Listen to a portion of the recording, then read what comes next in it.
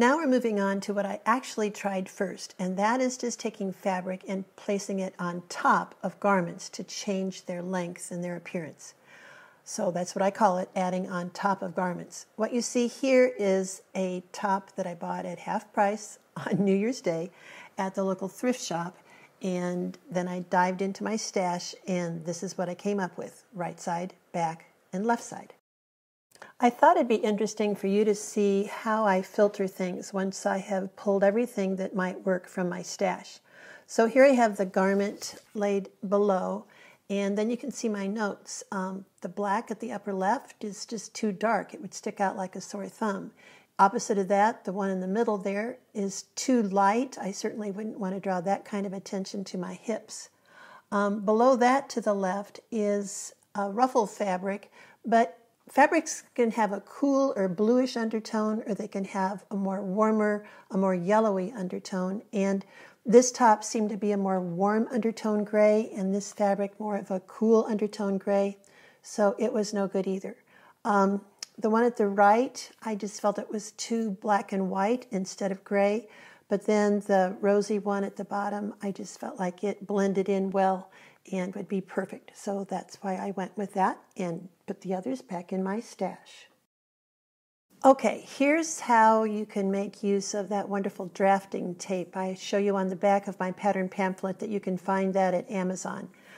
It's just sticky stuff, and by the way, I don't pitch it as I'm working. I can just put it at the end of my table hanging off, and I can reuse it. So here I have the garment laying flat, and I have just laid tape where I think it might attach to the garment, how big and weird of a shape I want to cut. That's all I've done. Then I've taken and laid tissue paper over top, traced that shape, and then you can see there in the picture at the right, I can see if I hold that shape up and let gravity take effect, how it would kind of fold in. That's all I'm doing, and you can do it too. You're going to see some actual video of the process of actually attaching this piece, but once I cut it out, here if you look closely you can see that I've pinned it on, and note that my pins go parallel to the edge, and you can see how extra long I cut it. You always want to cut things too long. Just some more still pictures for you to study of how I'm progressing. So here at the left picture, you can see I've done that right-hand side as you're looking at it. But now I've just got some fabric laying there for the left. Not quite sure what I'm going to do. Look then at the photograph at the right, and you can see that red tape down at the lower edge. Here I'm kind of trying to decide what length I might want to actually cut this piece to finish at. Just real quick here, another view of how long that piece was, and then how I've put the tape on. This is now the right-hand side of the actual garment itself, how long I feel like I might want to cut that off. This is Londa, and I'm in my sewing studio. I am working on this wonderful knit top that I found at the thrift store New Year's Day for half price. That made it about $2, I believe. And some wonderful print Rochelle knit from my stash. You need a stash. It was a long t-shirt, but not long tunic length like is so in right now. So I'm trying to work out some details here for adding cascade sides and godets, that type of thing, to shorter t-shirts in order to make them the longer tunic length. Right here I'm at the center back, and I thought this would be a good place to do a quick little video to show you a couple of things. What I'm using is monofilament in a smoke color, because I'm working on darker colors, in my needle. Note that I've got a small spool cap on here. You never want to use a spool cap bigger than the end of your spool of thread. This is Wonder Thread from YLI. I have my tension set lower than normal. This is about buttonhole tension. And for the stitch, I have it on a zigzag, 2.5 wide, 3 long. Now, I used tape to figure out how long and what curve to cut the bottom edge, which will be the finished edge of this knit piece. But the reason I cut it longer than what I knew I would want, see, I actually want this cut edge to be up here, is exactly the reason that's showing up right now.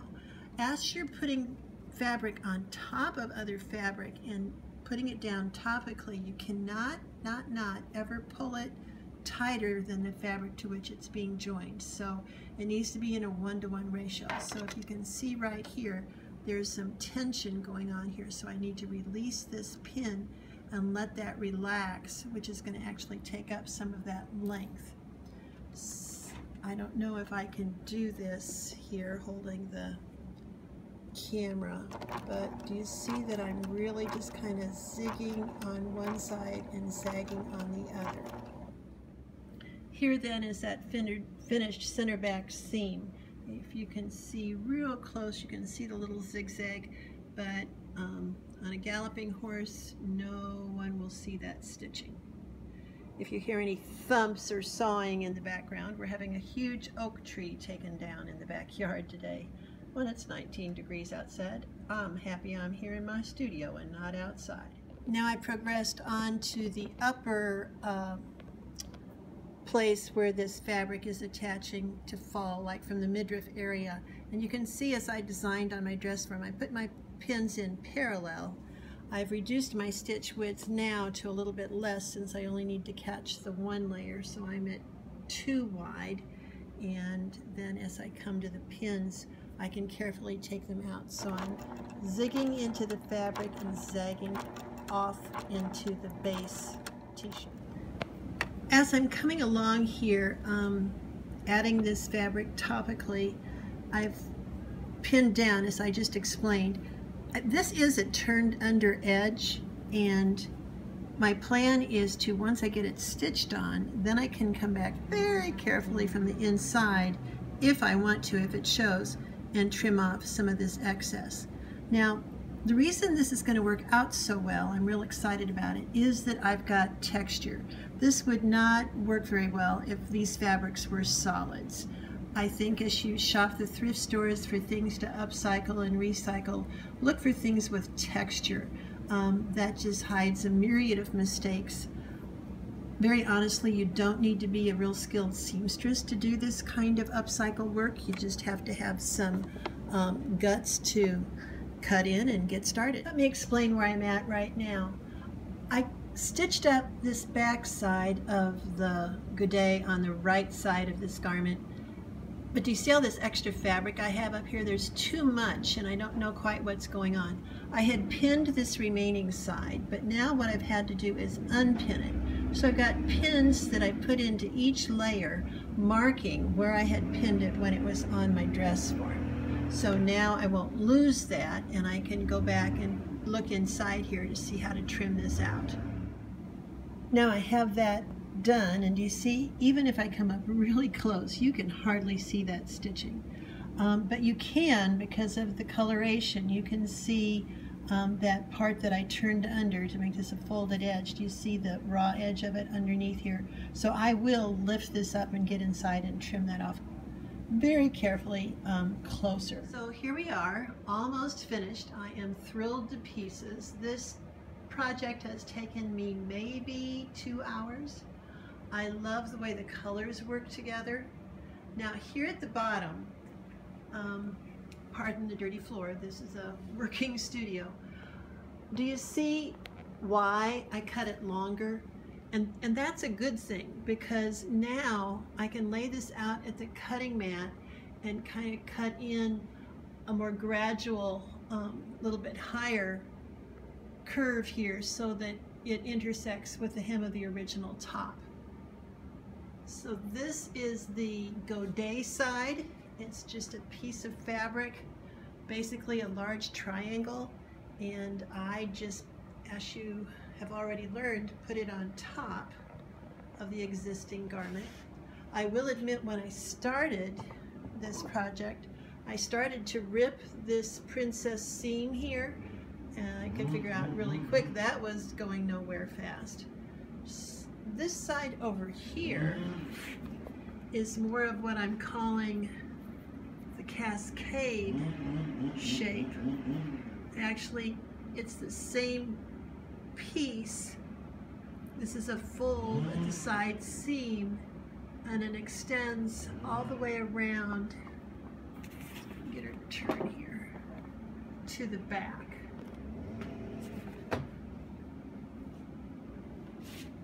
Here's how I divided the space.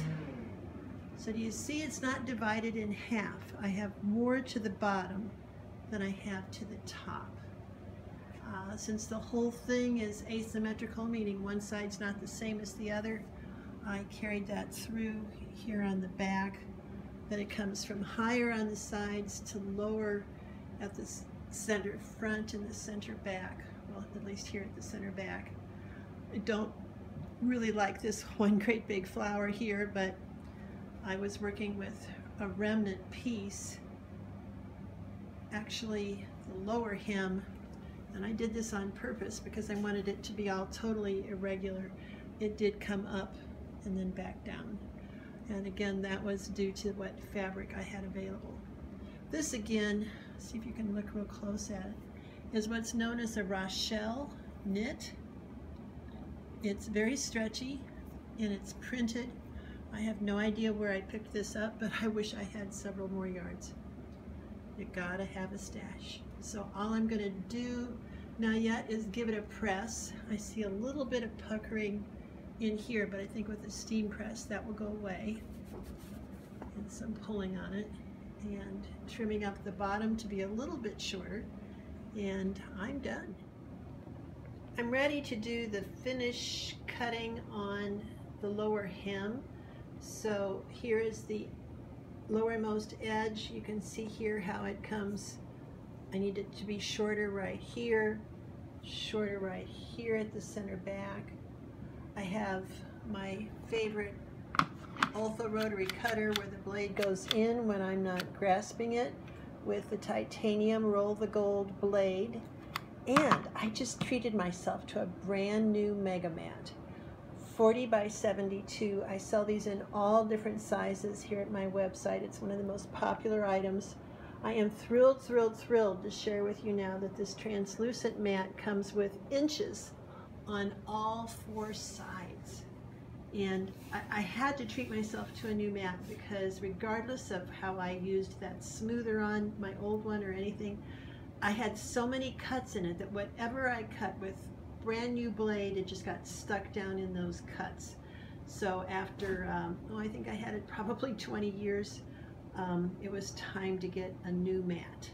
And here is what I cut off. Did I mark it? No. Did I wing it? Yes. Did I wing it a little bit longer than I thought I might want? Oh yes, because you can always cut off more. It's hard to add it back. I'm getting close to the end of finishing up this wonderful new tunic type top, upcycled from some stash fabric and $2 top from the thrift store. For the neckline, I decided to do the kind of twisted neckline that I call the Chico twist, since I saw it at Chico's. I have created the collar out of, I believe it was 9 inches width, and then the circumference of the top finished edge of the top. And I followed the directions from my Nifty Necklines Upcycle Techniques booklet. So it's this one here that I'm doing. I followed my directions, and then I decided, since I have such a nice finished edge to the neckline already, that it would work really well to go ahead and do the skewing and then serge the edge. Yes, that's a chainsaw here in the background. And then what I'm doing now is simply lapping the finished edge of the top over that serged edge, and then I'm just going to do that little zigzag, zigzag, zigzag with my monofilament thread to attach them both. Simple, simple. And I wanted to do a close-up here of the Chico twist neckline. You see, because I cut it deeper, wider to begin with, and then did the twisty business on it, it's just really soft. It's not really a cowl, it's just a soft, flowy type collar. And you can see here how it worked out well just to tuck it underneath the finished edge of the front. I had serged it initially, so it's just tucked underneath and zigzagged on here from the top. So that puts that accent print fabric in 3 places, at the neck and at both hemlines. I will also share that I had toyed with the idea of couching yarn over top here of wherever the accent fabric met the base t-shirt, but I'm not sure. This yarn kind of ombres, and even though it's a warm gray, the color seems good. For now, I really just think I'm going to stop. Always the rule of design is, if in doubt, leave it out and stop before you think you're done. So, no yarn couching on this one. One other quick observation regarding fabric, and I mentioned this in another one of my short videos, but do you see that this is the back side of that fabric? Isn't that wonderful? Same with this one. Here's the dark face and here's the lighter back side. As you're looking for fabrics, as you're looking for garments to purchase, always look at the insides. Wonderful when you can play those against and with each other. Here you can see this garment modeled on my own body. I made this probably about 2 years ago now, and it's been a favorite in my wardrobe ever since. So I had taken a lot of pictures of it in the design and production of it, and I also had used it as a blog post, and now it becomes elevated into the final garment in this new pattern pamphlet. Here you can see the fabrics that I selected from my stash draped upon the original skirt and top. I just feel like they all blend together really, really well. In this slide, you can see the original skirt and top with which I began. I really thought I was going to use the skirt, but as I had found these other fabrics in my stash, it seems as if I still have the skirt to use in another manner. In the middle photograph, you can see my use of that red drafting tape. I've decided that I want a lower neckline to begin with. And here I've just started playing with that lightweight, heathery jersey knit. And I note that as I hold it up at an angle, not only do I like that, but I also like the way the edge can curl quite a bit there. So I think I'll make use of that, is what my thinking was at this point. And then if you look real close at the last photograph, you can see how I've just decided to pin it on there. I do a lot of pinning parallel to the edge that I desire. When I'm going to cut down a neckline, I find the easiest way to do that is to fold the garment in half at the center front and center back, and then just cut off what I've desired. Now again, always cut off less rather than too much, and remember to allow for a seam allowance. In doing this upcycle sewing, I have found that with knits, unless they're just skin tight, I don't want to waste my time ripping seams. Instead, I just cut them off close, as you can see that I've done here at the right of the top. I just cut them off and then proceed to reassemble, then using maybe a 1/4 or 3/8 of an inch seam allowance. I'm just sharing with you how I do it. If you want to rip things, you go right ahead. So I've just laid the garment down with this big piece pinned onto it. I've cut the garment apart at the side seams as in the previous frame. And now I'm just cutting a great big wide and much longer piece. And I know that when I hold this up, all that excess width will fall in fullness at the side. Yes, it takes a little bit of daring. Yes, it takes a little bit of guts. But all you can do is try. So just go ahead and have fun. That's what I do. Now that I have this piece cut, I need to attach it. So here all I'm doing is kind of lifting up that roll and zigzagging it on through the fabric, through the top, from the top shoulder down to the side. If in doubt, I will sew a shorter distance rather than too long because I don't want to have to take it out. I can always go back and add more stitching.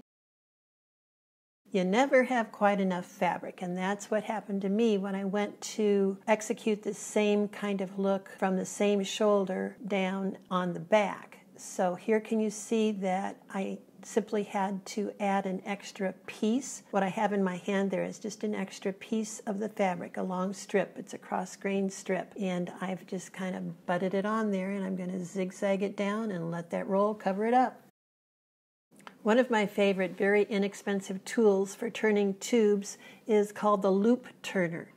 For the little ties that pull things together at my left side, I think it is. I have stitched a narrow tube, as you can see in the photograph on the left. Now I've left the seam allowance because I'm going to rely on the seam allowance to kind of stuff this tube. You can see the loop turner there at the right of the left photograph. So now you stick this up into this tube that you stitched right sides together, and through the far end, do you see that hook that's come through the end, and the sticky part that then flips up has gone down and grabbed a good amount of fabric there at the fold. Now when I pull, that loop is going to close, and I'm going to pull it down through the tube, as you can see happening in the right-hand photograph. The only thing I forgot to do when I did the stitching was to make a wider funnel at this end. So I would recommend that at one end of your tube you take a less deep seam allowance and have a wider folded part. That will facilitate getting the turning started. Take my word for it. And on my design table is this bright and springy collection, a sweater that has had a problem with the neckline that I fixed once, and it's awfully close fitting these days, and a skirt, very pretty skirt, again made from Lila Messenger's fajita skirt, a little bit of stretchy lace, and an aqua piece of cotton lycra jersey. I'm not sure how this will turn out, but that skirt fabric certainly lends itself to a version of what I have just shared with you. So keep tuned to my blog, and I can assure you that you will see many more upcycle projects using my Trendy Tunic Tops pattern. That's all for this pattern. I think I've learned as much technological stuff as I have had in my design studio. I really would love to receive photographs of garments that you make using these techniques, and you can see my email address there. And honestly, if you have any questions, if you get stuck, I am here to help you. Just email me, include your phone number, and I'll probably give you a call. Thanks for buying my pattern.